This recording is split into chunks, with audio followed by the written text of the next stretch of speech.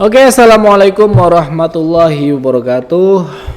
Alhamdulillah rabbil alamin wassalatu wassalamu ala asyrofil anbiya'i wal mursalin wa ala alihi washabihi ajmain amma ba'du.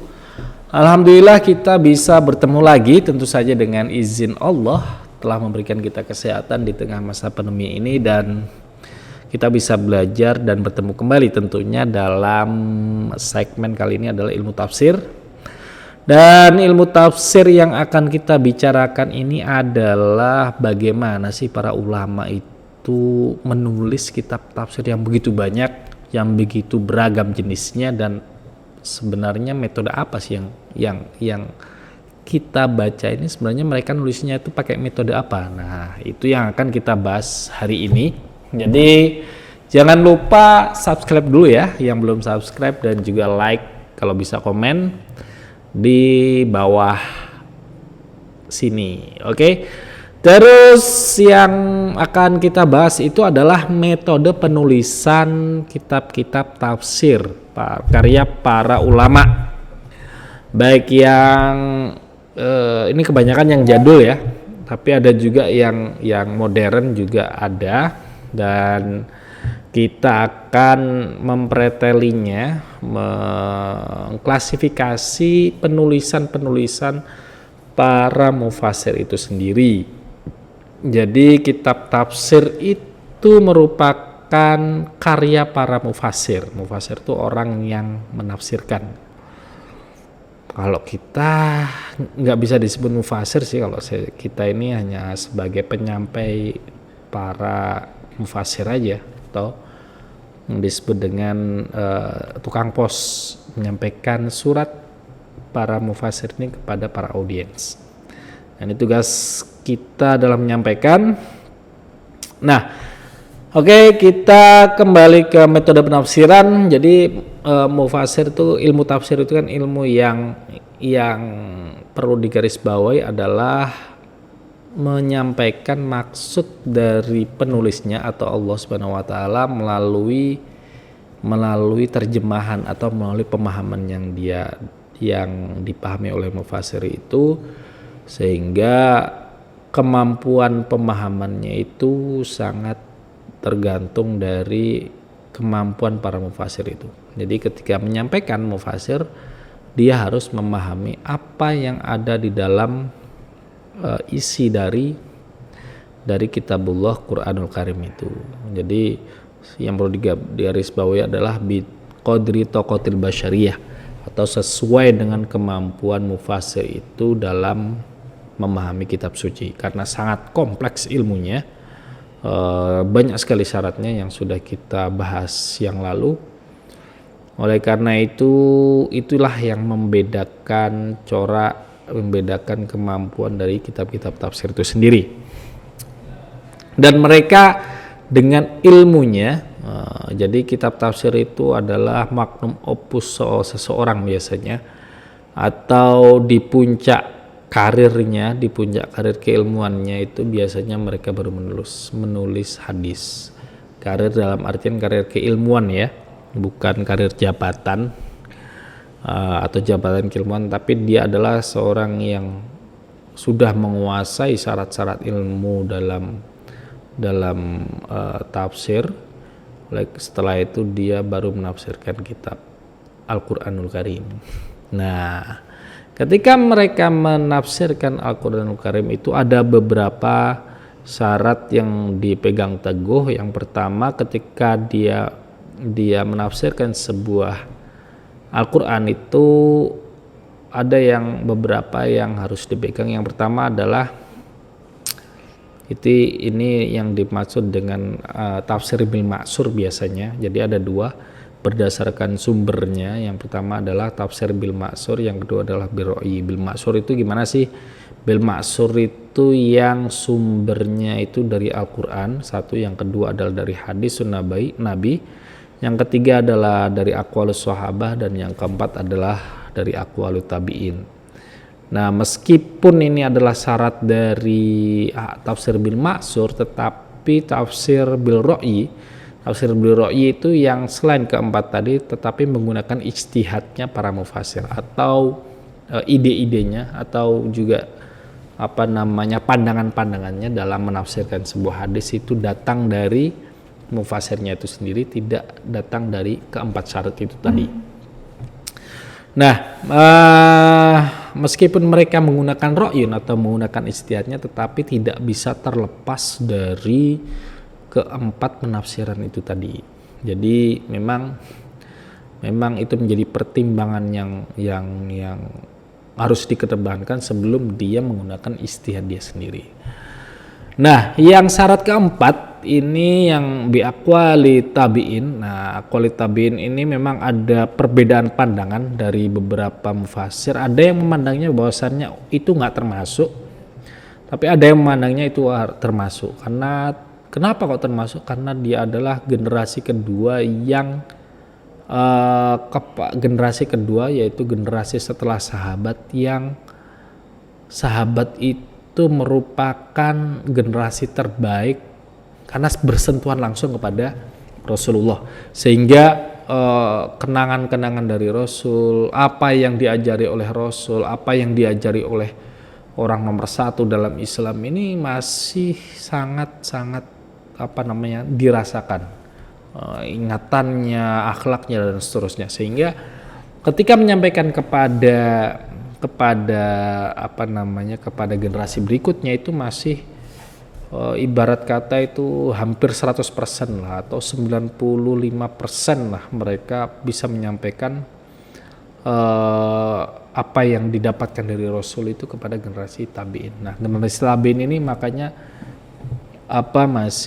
masih lumayan murni, masih sangat bagus, bukan lumayan lagi, sangat bagus dalam keilmuan, karena itu tadi kedekatan sahabat dengan Rasulullah, dan ketika menyampaikan ilmunya kepada tabi'in itu masih bagus sekali. Karena kan kita biasanya masuk kuliah dapat dari dosen itu cuma 50% atau 60%. Nah, inilah ada gap di situ. Tetapi kalau ketika sahabat yang sudah mutabar disampaikan kepada tabi'in itu kan sesuatu yang luar biasa. Makanya generasi tabi'in ketika menyampaikan itu masih dianggap sebagai lebih utama daripada qaulul mujtahid atau perkataan dari yang berijtihad dalam menafsirkan itu tadi. Jadi itu pandangan bagi yang sepakat bahwasanya aqwalut tabi'in menjadi pertimbangan yang keempat dan diutamakan. Begitu alasannya. Terus yang pertama adalah kita bahas penafsiran ayat Quran bil Quran. Jadi ayat Quran bil Quran itu maksudnya adalah ada satu ayat Al-Quran tetapi ditafsirkan melalui ayat yang lain. Nah, maksudnya gimana? Maksudnya adalah ayat Al-Quran di satu surat tetapi dia ditafsirkan oleh ayat lain. Contohnya adalah di dalam surat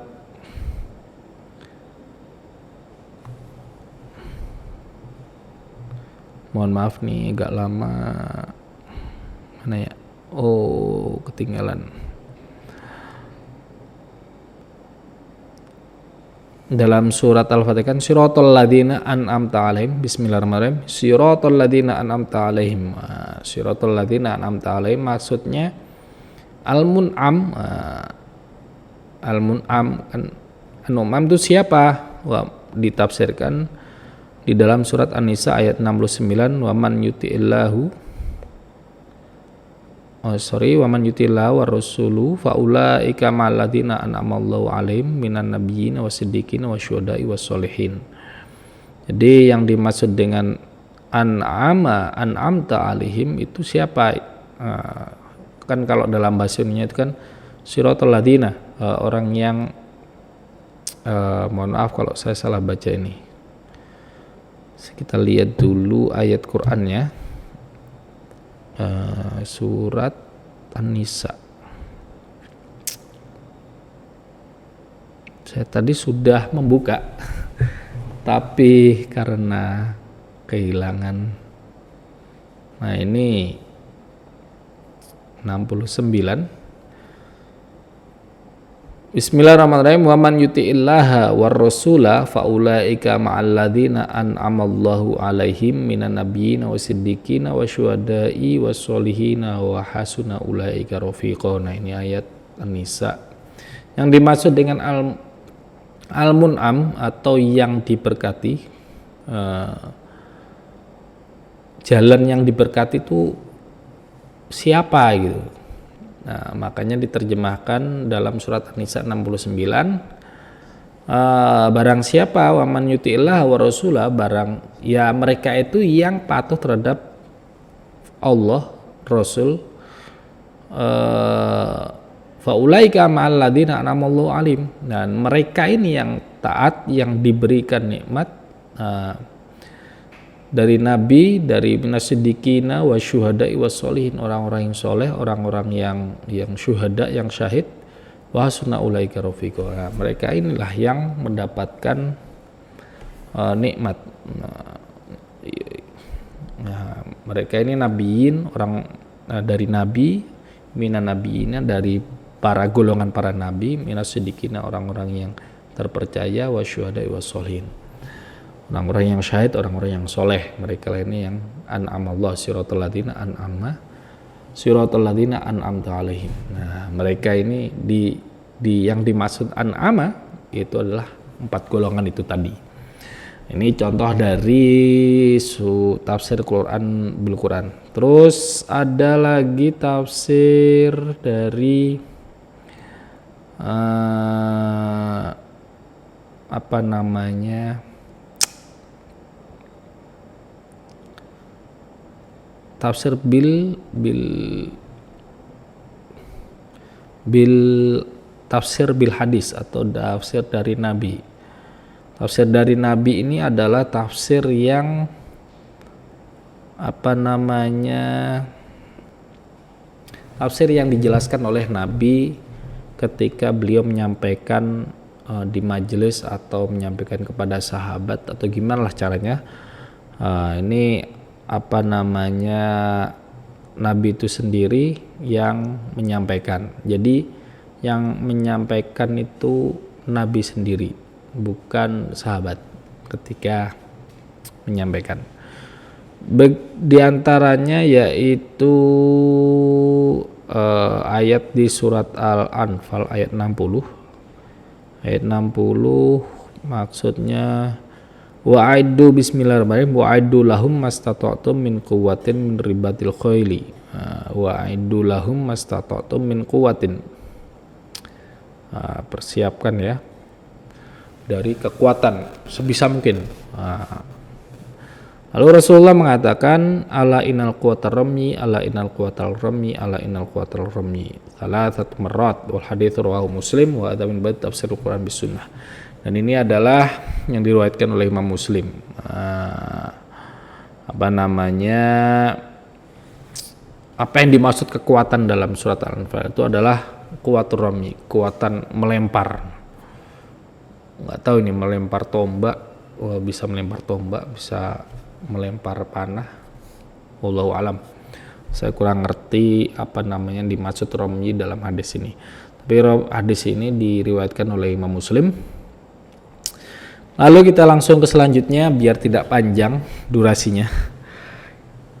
Dari aqwal sahabah, yaitu idza jaa nasrullahi wal fath, idza jaa nasrullahi, dan ketika datang kemenangan dan juga datang al-fathu. Haitsu fasara hadhil ayah bi iqtirabi ajali Rasulillah. Nah, Rasulullah itu kan tugasnya menyampaikan Islam sampai hatam. Sampai hatam maksudnya sampai Al-Quran ini lengkap. Nah, ketika Al-Quran ini lengkap, idza jaa nasrullah, ketika kemenangan sudah dekat, dulu kan susah banget untuk menembus kota Mekah itu kan. Menembus kota Mekah yang merupakan apa namanya, capital of Islam. Jadi capital of Islam maksudnya itu sentralnya dari agama Islam ini. Setelah mendapatkan kemenangan, setelah kita bisa berhaji, beribadah dengan tenang, dan Islam sudah menentaskan hukum-hukum transaksi bainan nas wa bainallahi antara Allah dan manusia, hubungan hablum minan nasnya udah, hablum minallahnya udah lengkap, makanya itu yang disebut dengan nasrullah atau kemenangan bagi Allah. Nah, ini ketika tugasnya selesai, maka para sahabat ini menafsirkan bahwasanya ketika sudah kemenangan dekat berarti Rasulullah sudah ajalnya mendekat, ajalnya mau mangkat Rasulullah nih. Ya Allah, sedih ya, orang yang paling dicintai pada masa waktu itu dan kita cintai pada masa sekarang, kita yang tidak, ibaratnya kita yang tidak pernah bertemu, tidak pernah menyentuh, tidak pernah melihat di TV, tidak pernah mengetahui realnya, itu aja kita ketika sholawat Nabi itu nangis. Ketika kita kita bersolawat dengan sungguh-sungguh itu mengadu kepada Rasulullah. Bahkan ada yang di video, jika engkau dipertemukan Rasulullah, apa yang ingin kau katakan? Orang itu nangis jadi-jadinya. Orang itu nggak bisa ngomong apa-apa. Ada yang mengatakan, wah, jika Rasulullah ada, saya ingin mengatakan apa yang terjadi pada umat muslim hari ini. Saking rindunya kepada Rasulullah. Apalagi para sahabat yang bertemu, yang berinteraksi langsung, yang berjuang bersama dia untuk menegakkan agama Islam, tentu saja sangat sedih itu. Ja'ajalu berarti ajali Rasulullah SAW. Nah, ini tafsir dari idza ja'a nasrullahi wal fathu. Terus selanjutnya kita ke penafsiran aqwalut tabi'in. Aqwalut tabi'in ini adalah banyak sekali. Wala siyama marwiya an talamid Ibnu Abbas radhiyallahu anhu. Jadi banyak seperti kayak tabi'in seperti Mujahid, Ikrimah atau wagairuhum. Jadi banyak sekali riwayat dari para tabi'in ini. Terus jadi itu adalah 4 syarat dari tafsir bil ma'sur, yaitu tafsir yang berdasarkan 4 itu tadi, Quran, hadis, qaulus sahabat wa qaulut tabi'in. Nah, contohnya apa nih tafsirnya nih? Contohnya adalah tafsirnya punya Syekhuna Ibnu Katsir.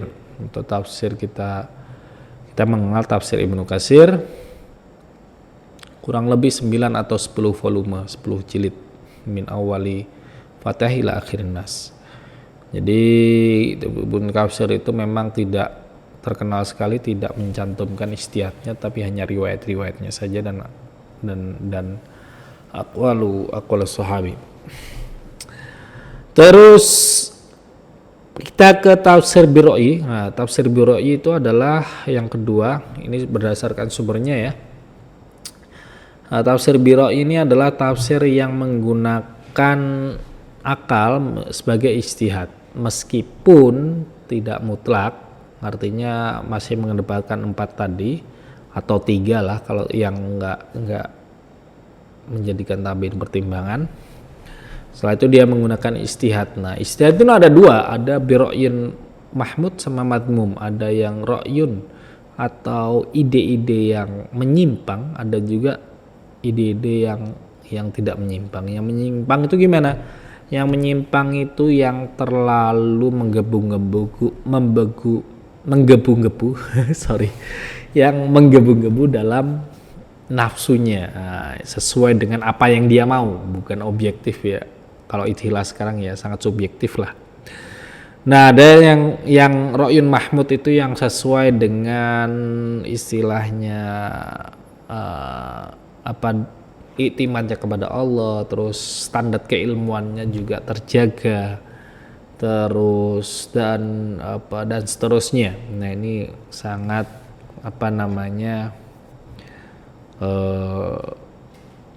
sangat ya begitulah ya.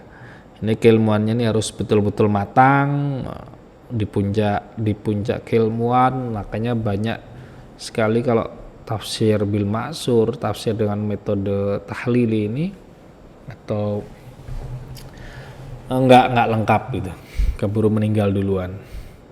Contohnya yaitu tafsir Biroi itu kayak Al-Bahrul Muhit, terus ada juga tafsir Al-Bahrul Muhit itu karya Abu Hayyan Al-Andalusi, ada juga Ruhul Ma'ani Imam Alusi, tapi Ruhul Ma'ani mungkin bisa masuk kategori lain juga. Ada juga Ibnu Ashur, ada juga Imam Syarawi dan masih banyak lagi. Nah, ini dari dari Ra'yun, apalagi tafsir Ibnu Ashur ya, Ra'yunnya luar biasa sekali dari sisi balaghahnya. Lalu kita kalau tadi berdasarkan sumbernya, kalau sekarang kita berdasarkan metode penulisan. Jadi metode penulisan ini ada dua, yaitu tafsir tahlili dan tafsir maudhu'i. Tafsir tahlili ini adalah tafsir yang menggunakan metode penulisan menyeluruh. Artinya dari min awali suratin nas, suratul Fatihah sampai akhir suratin nas. Jadi dari awal Fatihah itu beliau tafsirkan dari berbagai aspek biasanya itu sampai ke akhir surat An-Nas. Kalau misalnya dia pakai istihad, dia akan atau biroi dia akan menggunakan berbagai instrumen. Ada misalnya min haitsul lugha dari sisi bahasa, dari sisi qiraahnya, dari sisi bahasanya, dari sisi balaghahnya, dari sisi kalau ada hukum fikihnya, kalau ada dari sisi misalnya kehidupan sampel hari ini mungkin juga. Kalau misalnya dari sisi tafsir bil ma'thur itu mungkin hanya menggunakan 4 komponen tadi, dan seterusnya. Nah, ini banyak sekali ilmu tafsir yang menggunakan tahlil. Salah satunya kalau misalnya tahlili dari sisi penulisan bil ma'sur dari sisi sumbernya bil ma'sur itu ada tafsir Ibnu Katsir juga. Jadi kalau Bira'in ada juga Ibnu Ashur tadi juga termasuk, ada sekitar berapa jilid ya, banyak, lebih dari 10 dan tebel-tebel itu Ibnu Ashur. Orang Tunis ada tafsir Qurtubi juga, Imam Tobari juga. Nah, ini yang biasanya tafsir-tafsir zaman lalu yang menggunakan metode ini. Zaman sekarang ada nggak? Ada Imam Syarawi, itu termasuk yang zaman terakhir ini. Terus kita juga menjumpai tafsirnya Imam Quraisy Shihab, Prof. Quraisy Shihab juga beliau menggunakan tafsir ini. Tafsirnya Buya Hamka kalau nggak salah loh ya, itu termasuk menulis tafsir tahlili juga. Nah, ini memang kelebihannya adalah lengkap ya, dari depan sampai belakang. Terus yang kedua adalah tafsir maudhu'i atau yang disebut dengan tematik. Nah, ini tematik ini lebih kekinian, memang dicetuskan kalau nggak salah ingat itu dari Al-Azhar University Kairo, itu menyetuskan metode ini untuk mempermudah di zaman sekarang. Kalau tematik itu cara menulisnya berbeda dengan yang sebelumnya. Tematik ini banyak tema yang bisa diangkat. Jadi ada yang tema yang di dalam Al-Qur'an. Misalnya Al-Qur'an mempunyai surat Yusuf. Nah, ini sudah tematik ini. Karena tidak ada cerita Nabi Yusuf selain di surat Yusuf itu sendiri. Jadi cerita Nabi Yusuf itu lengkap, paling lengkap kayaknya.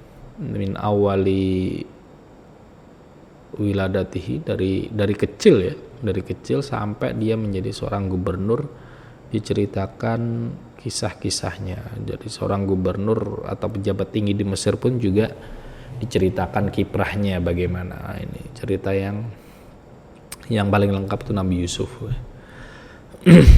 di dalam Al-Quran ini sudah tematik sendiri. Ada surat yang tematik ternyata. Kalau kita lihat Nabi Ibrahim, tersebar di mana-mana, kita harus meramu sendiri cerita tentang Nabi Ibrahim. Padahal Nabi Ibrahim itu Abul Anbiya, bapaknya para nabi gitu. Kakeknya Nabi Yusuf mungkin ya. Ya, kakeknya Nabi Yusuf itu kan Nabi Ibrahim. Nah, itu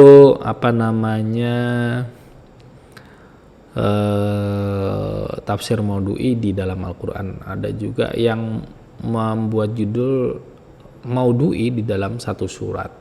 Misalnya surat ini diambil apanya gitu, diambil tema apanya, tematik yang ada di dalam itu sendiri. Atau juga bisa juga tema dalam satu Al-Quran tapi dalam satu tema aja, misalnya kisah Nabi Ibrahim di dalam Al-Quran. Nah, itu juga tema sendiri. Karena apa? Karena Nabi Ibrahim itu tadi mencar-mencar, ada di surat ini ceritanya dikepung atau dihadang oleh pejabat dolim di sini, ketika bertemu sejajar di sini dan seterusnya. Makanya perlu dijadikan satu sebagai runtutan cerita kayak ceritanya Nabi Yusuf. Oleh karena itu disebut dengan tematik.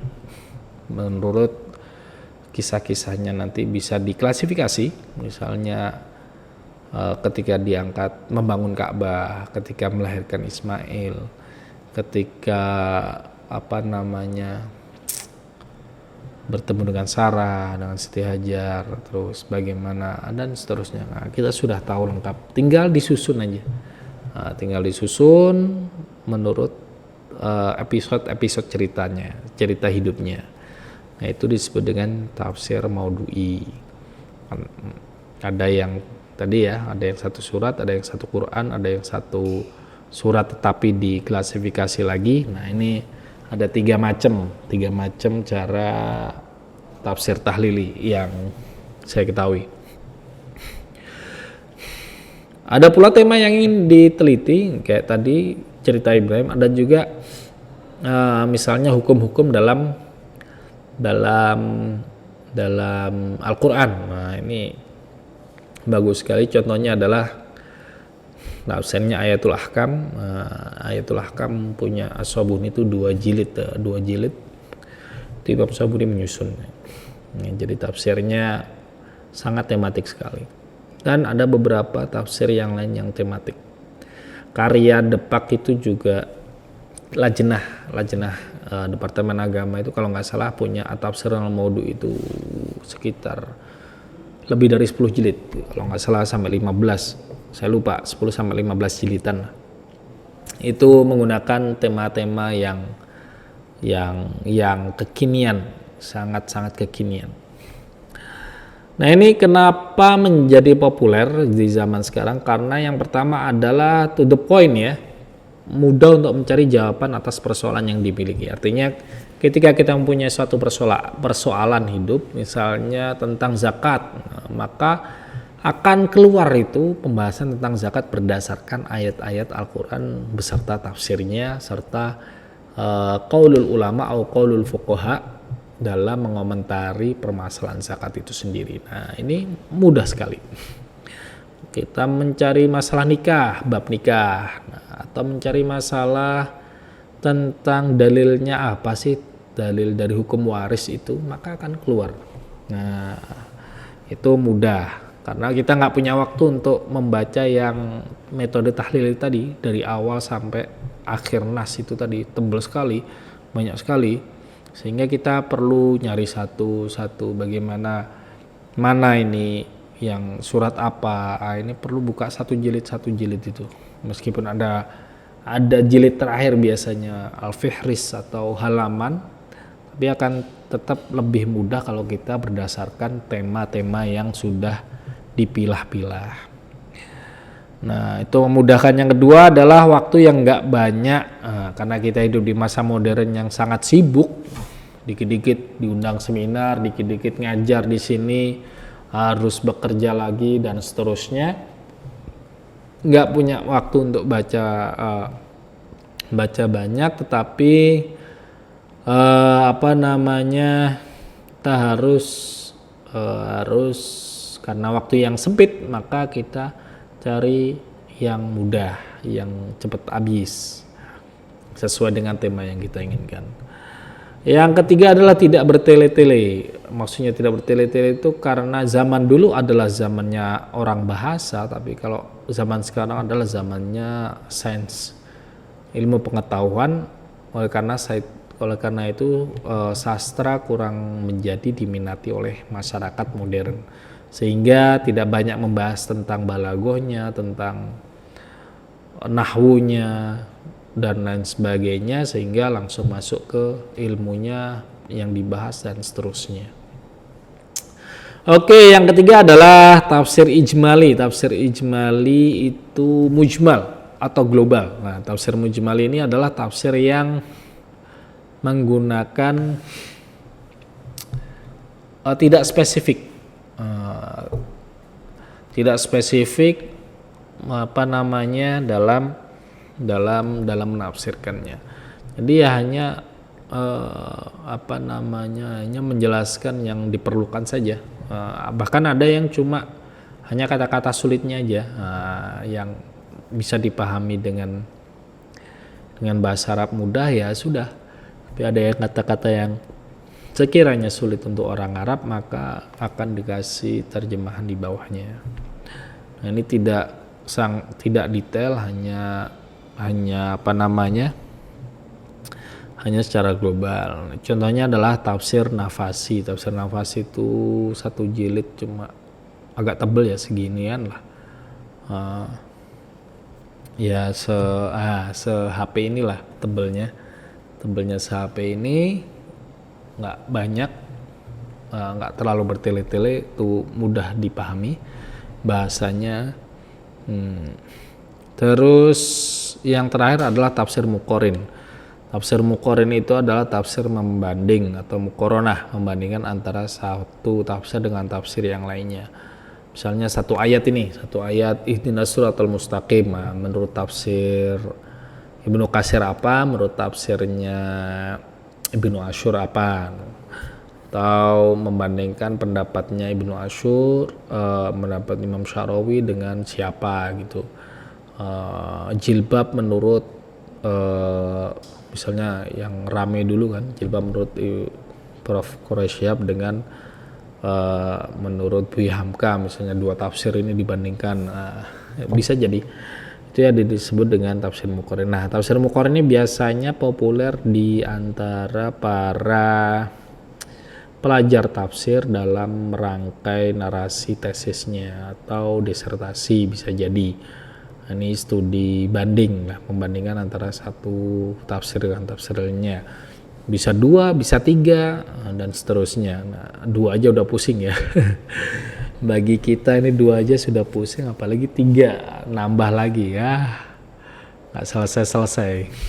Oke, itu tadi ada berapa ya? Ada 6 metode penulisan. 4 metode penulisan dan 2 kitab tafsir berdasarkan sumbernya. Ini adalah yang kita bahas hari ini. Oke, terima kasih semuanya. Semoga ilmunya bermanfaat dan boleh di-share kalau memang bermanfaat. Yang pengen belajar tafsir, silakan. Jangan lupa yang belum subscribe di bawah ini. Syukron. Assalamualaikum warahmatullahi wabarakatuh. Sampai jumpa di lain kesempatan.